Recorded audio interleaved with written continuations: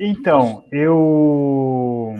ele foi muito questionado, né? As pessoas, parte dos críticos e dos músicos de várias bandas torceram contra, né? Nunca vai dar certo.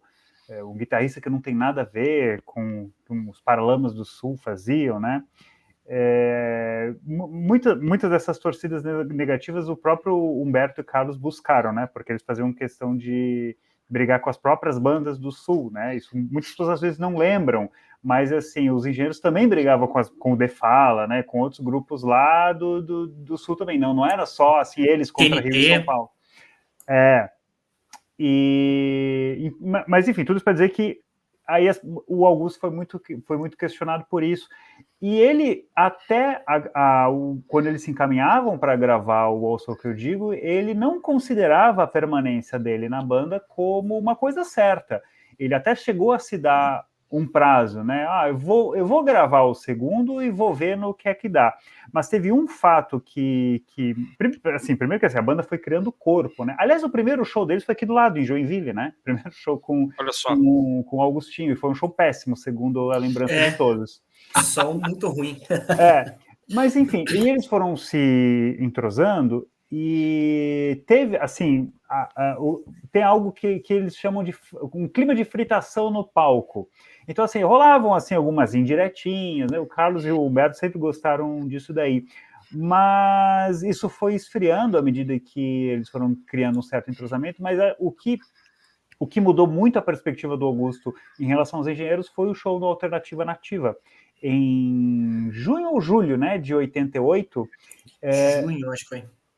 E que quando eles roubam a cena, eram para ser tipo a banda número 2 na noite, quem iria ser o capital inicial seriam as estrelas, e aí o show do Capital é uma droga e o show dos Engenheiros é ovacionado no Jornal do Brasil pelo Arthur Lapiev, naquela matéria, né? Engenheiros demolidores, roubaram a cena, blá, blá.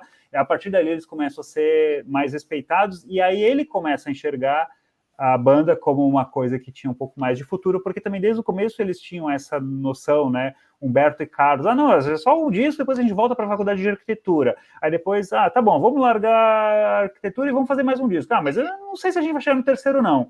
Aí depois, né, então assim, eles foram indo meio que né, de passinho em passinho até, não, realmente a gente tem uma banda e a gente é profissional. Então, ao mesmo tempo que a banda foi criando, né, os próprios Humberto e Carlos foram criando a concepção de que a banda era para valer, o próprio Augusto também foi se convencendo de que ele iria investir naquela carreira, e esse show foi definidor para isso. Então ele ganha mais segurança, e aí nesse disco ele dá mais a cara dele, porque no primeiro a gente, né, lembrando, ele chega em cima da hora, ele não participa muito da construção dos arranjos, é uma guitarra muito econômica, e no segundo aí ele já consegue botar distorção, botar efeitos, ele muda os amplificadores, ele faz dobras, uma coisa que ele não fez o Revolta dos Dantes, que é você pegar uma mesma base e gravar duas vezes, uma entra em cada lado, às vezes elas são um pouquinho sobrepostas, então no segundo a guitarra ela já vai estar mais presente, então ele se firma assim nos Engenheiros do Havaí. E o próprio Carlos conta numa das biografias, né, que a partir desse disco o Humberto começa a direcionar o Augusto para ser um guitarrista de trio.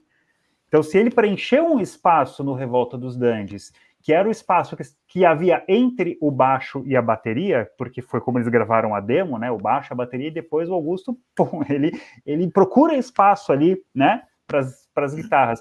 Aí no Ouço que eu digo já é diferente, a guitarra ela já é um componente de verdade do disco. Então aí sim ele entra de verdade. Mais encorpado, né? Uhum.